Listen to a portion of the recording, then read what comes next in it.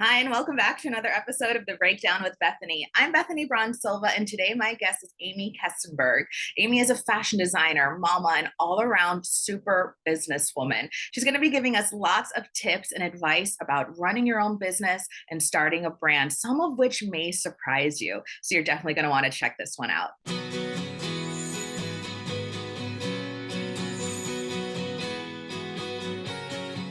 Aimee, I am such a fan of yours. Before we were even introduced by our mutual friend, I was, love your stuff. I see it on QVC. And I think a lot of us would love to know how you got started in business, in fashion. In fashion. Well, I grew up in Australia. My grandparents were all immigrants from different countries. On my mother's side, my grandmother was Iraqi and fled Iraq and was my mother was first generation Australian. She, when she got to Australia, she couldn't speak English and she had to find a way to make an income. So she was a seamstress out of her house and would sew garments for her local community. And she would always, she never had a lot of money. So she would always go to op shops and, secondhand stores and buy items. And that's where she would cut up the fabrics and shoes and whatever else and create beads and necklaces and jewelry and just whatever she could create that was essentially secondhand that she would turn into this beautiful kind of rework of an item. So I very much grew up at her house while both my parents worked and was really exposed to her always being so hands-on creatively. So she taught me to sew and knit and bead and embroider from probably I started at about 5 or 6 years old learning about that. So by 9, I could sew a dress. And that was really natural for me because I was so exposed to like hands-on arts and crafts and painting and just very much in the world of having a creative family. So,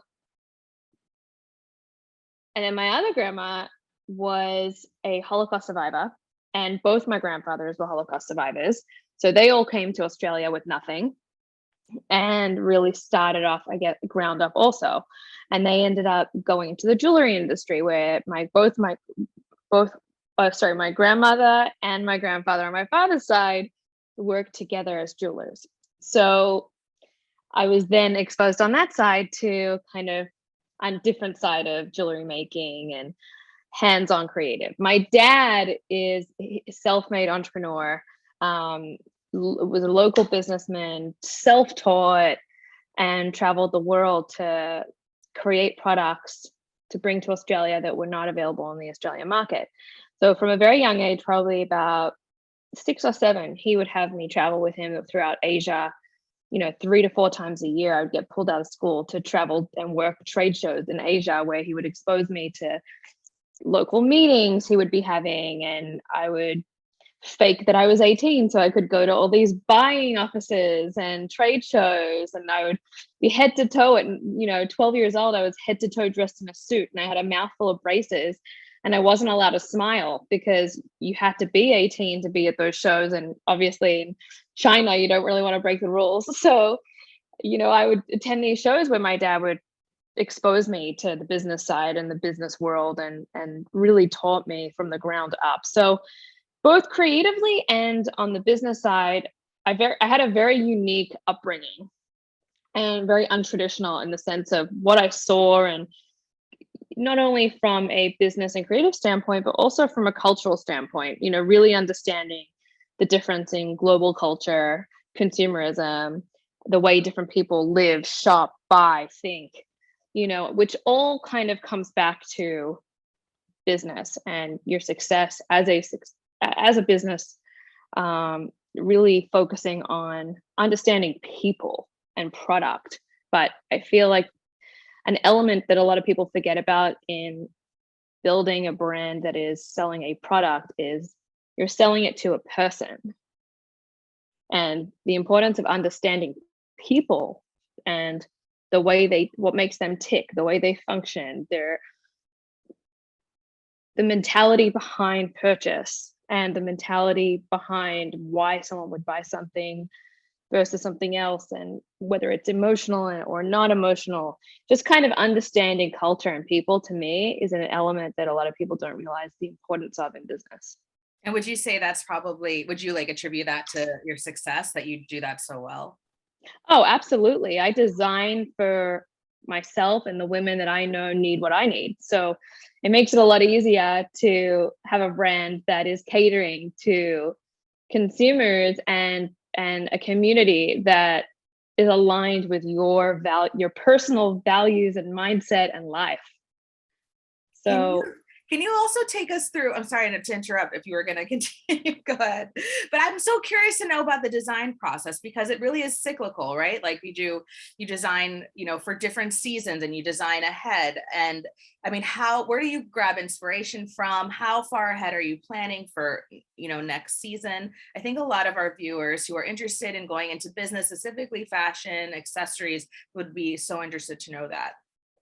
So there are different today, the industry and process has really evolved, like especially post COVID, post pandemic, the industry has drastically changed the way it operates, so many things, the way it operates, where values lie, purchase power. I mean, every element has really been challenged.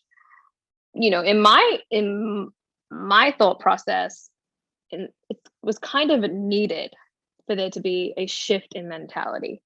So my process may not be everybody's process, and depending on what type of business or brand or accessory brand or fashion brand that you're trying to build, it would be a very different approach.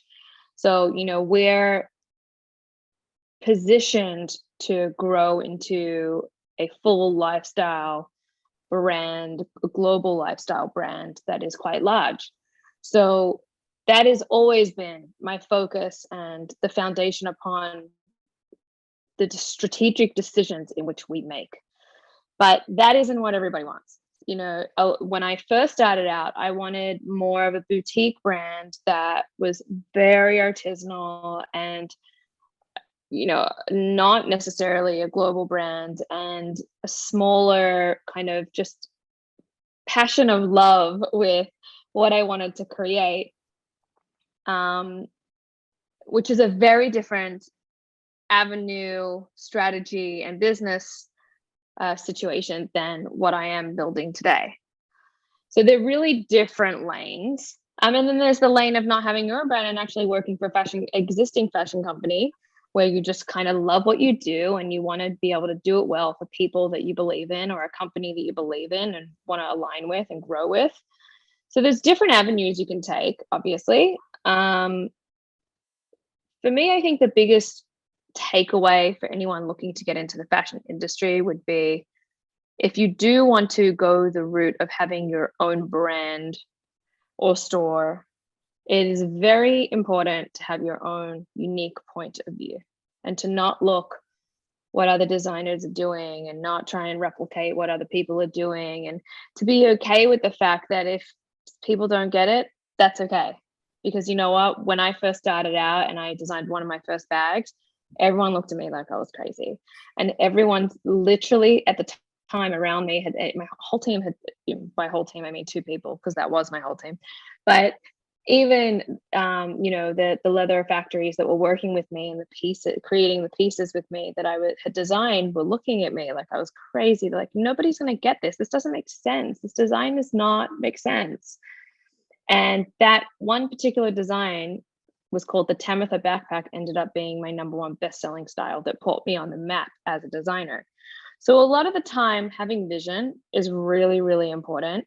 But you also have to have the inner confidence to be able to know when you truly believe wholeheartedly in something that you feel is a winner, or it's the right direction and your instincts are just telling you it's the right way to go, to have the confidence within yourself to not let anyone distract you from that. But that is also a fine line between that, being able to acknowledge that versus taking constructive feedback from people that may be more educated than you in a certain realm, or know more about what somebody, like a particular buyer or industry, is looking for. So becoming your own kind of internal judge which comes back to inner work and like self-love and growth practices and meditation and alignment with yourself internally, is such an important factor for everything that I do, because I essentially consider myself a constant judge where I'm sitting and I get all this information from all different people, whether it's buyers, whether it's my team, whether it's production, whether it's design, whether it's editors, whatever it is. They're all feeding me all this information that generally never aligns with each other. And I have to be able to sit there and say, okay, there's a lot of noise. What do I actually want to let through the gates? What do I actually feel is constructive versus they don't get it, versus this is a winner and I feel confident in this and I'm willing to take that risk, versus maybe I should listen to them on this. So becoming your own internal compass, which is not easy to do. You really have to practice like mindfulness and, a lot of self-love and growth work in order to be able to tap in internally to be able to make those decisions. Because, when I started out and even today, I didn't have a panel of women, a board or people that were very successful that I could ask these questions to.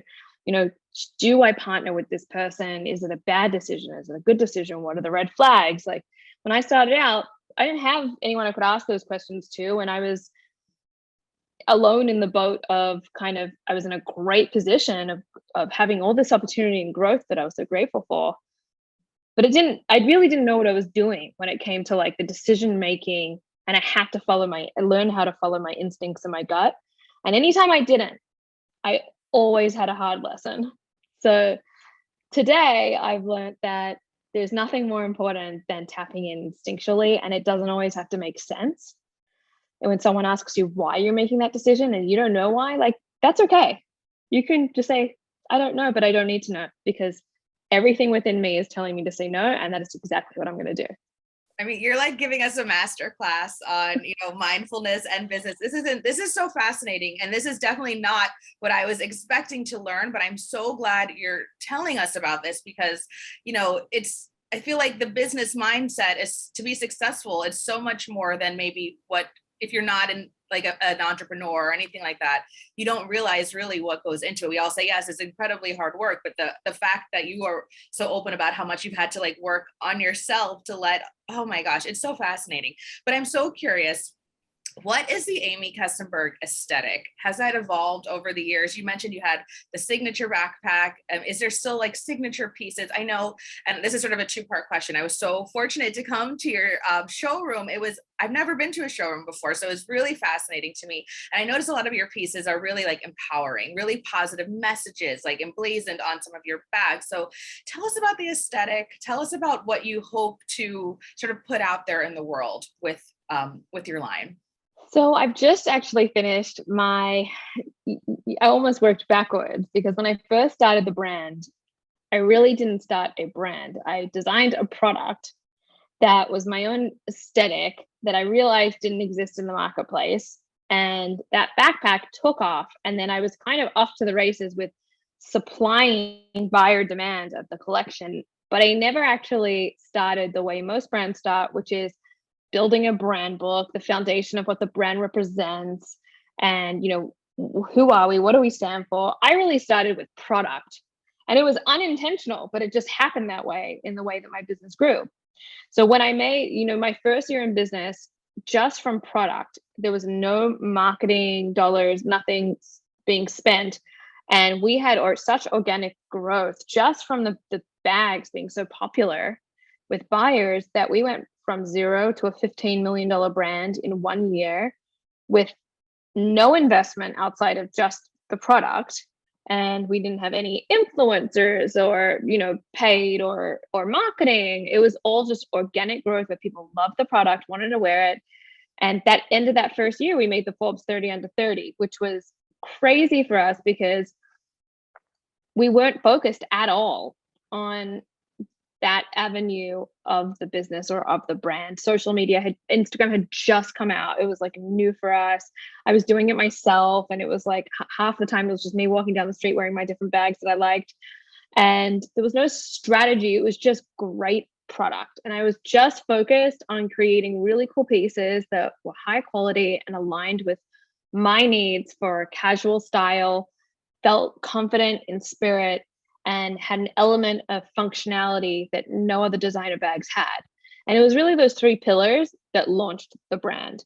So today, fast forward, next year will be my 10-year anniversary of the brand, which is nuts to think about because I'm only 20 still. So just kidding. Me too. I'm not. But I do tell everyone I'm 33 forever. That's my new thing. I am 33 forever. I would like every birthday cake to say 33. So I can do that. I like that idea. I think I might steal that from you. Yeah, I like it. 33 forever. It's my new brand. So, but going back to the branding piece, only today in the past year, have I been working on outlining and narrowing down the core focus of what the brand is, what it represents, who we are, and diving into making the AK brand very clear on what we stand for. I've always known, but now that we've grown to a place where the brand is so much bigger than me, I need to be able to do that for my team, for my community. And I know that our community that follow us closely, they know who we are, but this is going to be on a different kind of platform where it's able to be a global message to what we represent. So for example, my brand started as a very soft quality, high quality leather brand today, and we are the most sustainable leather brand in the industry, in the market. We're gold and silver certified for the leather working group with all the leather we carry, which means we are the most responsible practices in leather. Sustainability and kind of doing what we can on our part within the leather industry is a big piece for me. Then looking at the functionality aspect is a huge part of what the brand represents. So my background is originally in industrial design and engineering, which is what I studied at the Royal Melbourne Institute of Technology in Australia before I moved to America. Okay, Aimee. So, okay.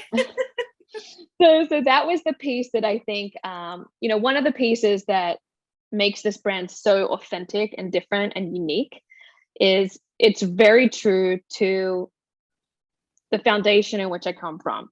One being, there's an element of practicality in Australian culture that is expected in products that women carry. There's just an element of real and practical and authentic that people could be given, a woman can be given a free bag that's, $20,000. But if there is a lack of like practicality, functionality in it, they're not going to wear it. It's really that simple. They don't care what brand it is.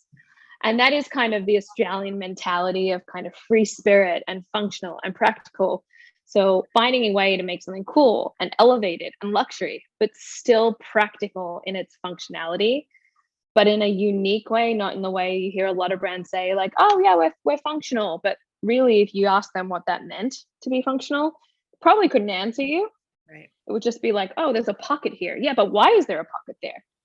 Right. So the foundation of our brand is coming from a expertise in ergonomics. So when we talk about functionality, it's not just like, oh, you have two straps. It's this pocket is here for this item that we're carrying in this century, and this pocket is here because it's aligned with the perfect measurement of your hip, and you have this strap because it's going to be too heavy if you add this weight to it. So every single piece is created with such intention and such thought that it's an element that a lot of our community see when they get the bags. They'll buy the bag because they love the design, but then they'll get it home and we'll get a message on our social, on Instagram, Facebook, whatever, that is saying, I bought this because I love the bag, had no idea how practical it is. Like, it is the most practical bag I've ever had in my life. And that's kind of the ongoing feedback that we get, is that women love the fashion and the softness of the leather and the casualness of the styling, but then they're really excited to see the high quality, craftsmanship and execution of the pieces that we create. And then the surprise is always the practicality element. So there's three key pillars. And then the mindfulness pillar does come into play as a key element for the brand. Everything I create is mindful in the sense of I want it to, whether it's the color palette that is making women feel great because it's an intentional color that has been selected based on color psychology that makes you feel calm or empowered, or it may be something like a buckle detail that is designed to have some sort of nature element on it that reminds you of nature.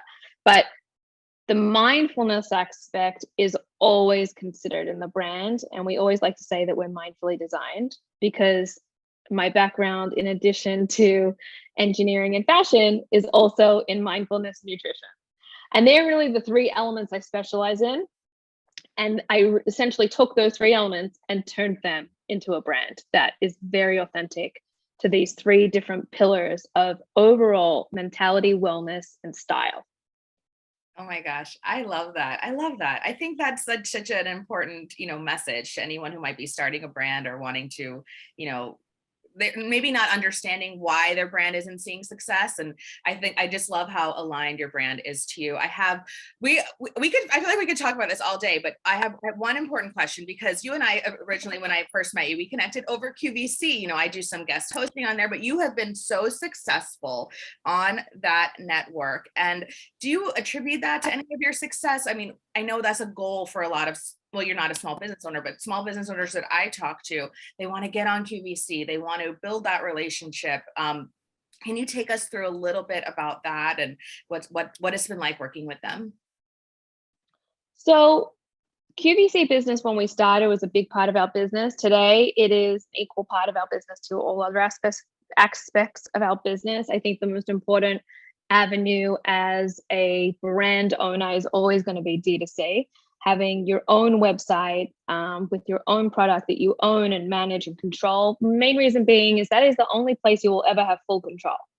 So while different retailers are always going to be fantastic to work with when you find the right ones for you, your focus should always be number one, D2C, your own website, and telling your story and managing that story and that product and what you want to say and what you want to do and who you want to partner with, really owning your direction as a brand, especially a new brand. Coming back to QVC, what I love about QVC is, firstly, you're put in the homes of up to 100 million people. And that's just in the US. QVC is a global platform. So you have QVC in multiple other countries that we're in as well. It's such a unique experience in the sense of, while I may not have the ability and time to go to a department store, stand there and explain to everyone coming to the shelf why I designed something, what the inspiration was, where the pockets are, why I did it this way, who I am, why they'll love the brag, all about the inspiration behind the brand and the product. That's something that is really special and tells your story. And QVC or any TV outlet is going to be an amazing platform to be able to tell your story. So when I go on QVC, it's not only that, they're fantastic partners for us and we love working with them. Next year will be my 10-year anniversary with them. We have something really special coming out together. But it's more of that you get this platform to truly tell your audience and your community and the QVC customer why you do what you do and why that product is there. And there's a story that can be shared that you don't really have that platform anywhere else to share with your customers. So it's a really nice way. You're in the home of people, firstly, and you think about your home, it's your sanctuary, it's your place it's your temple. So you're already in their home, which is so intimate when you're on TV, right? So it's such an intimate place to be. Now you're talking about what it is you do and why you did it and what it does. And you have that, it's a special ability to be able to have that FaceTime one-on-one, but with such a large audience at the same time on a platform like QVC. Love it. Thank you so much, Aimee. This has been really great. This is one of our longest interviews. Usually we keep it to like 20 minutes, but you're such a wealth of information. Please let everybody know where they can shop the brand, where they can learn more about you, maybe follow you on Instagram.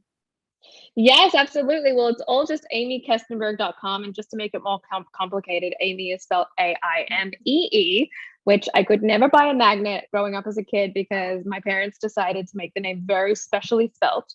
Today I'm loving it, but as a child I did not. But yeah, everything is aimeekestenberg.com, Aimee Kestenberg on Instagram, Facebook, and everything else. We have so much coming down the track. We've got so many new category launches and collaborations with other female founders that I'm super excited about. So thank you so much for having me, and I'm excited to be able to share this with our community. Yes, thank you so much, Aimee. We will definitely be, following along. I can't wait to see what you put out next. So thank you so much. Thank you again.